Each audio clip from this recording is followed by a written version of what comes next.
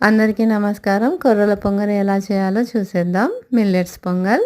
ముందుగా ఒక గ్లాస్ కొర్రలను శుభ్రంగా కడిగి 5 నుంచి 6 గంటలు నానబెట్టుకున్నాను. ఒక గ్లాస్ కొర్రలకి ఒక గ్లాస్ పెసరపప్పు తీసుకొని ఇలా వేయించి కలర్ చేంజ్ అవుతుంది కొద్దిగా.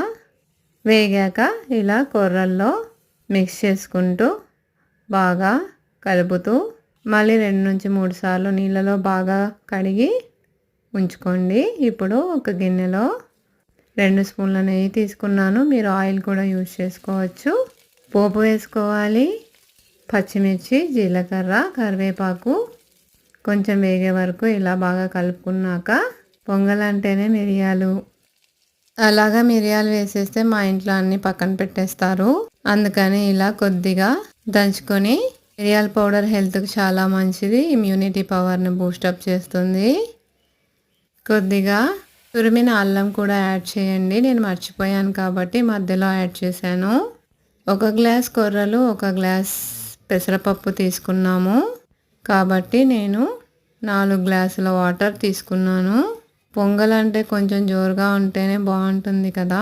రుచికి సరిపడా ఉప్పు యాడ్ చేసుకోండి. నీళ్ళు ఇలా ఉడికాక మనం ముందుగా సోక్ చేసి పెట్టుకున్న కొర్రలు, పెసరపప్పు ఉడుకుతున్న నీళ్ళల్లో కలుపుకోవాలి. మీడియం ఫ్లేమ్లో ఇలా కలుపుతూ ఉండండి. ఇలా బాగా ఉడికేటప్పుడు మూత వేసుకోవాలి. నేను చెప్పాను కదా అల్లం మర్చిపోయానని, ఇలా మధ్యలో యాడ్ చేసుకున్నాను. ఒక 15 నిమిషాలు మూత పెట్టాక ఈ కన్సిస్టెన్సీకి వస్తుంది. ఇంకో 5 నిమిషాలు మూత పెట్టి ఉడికించండి. 5 నిమిషాల తర్వాత కొర్రల పొంగలి రెడీ. దీని కాంబినేషన్ హరిత స్టైల్ చట్నీ నెక్స్ట్ వీడియోలో అప్లోడ్ చేస్తాను. డయాబెటీస్ పేషెంట్స్కి, వెయిట్ లాస్ అవ్వాలనుకునే వారికి కొర్రలు ఒక చక్కటి ఆప్షన్.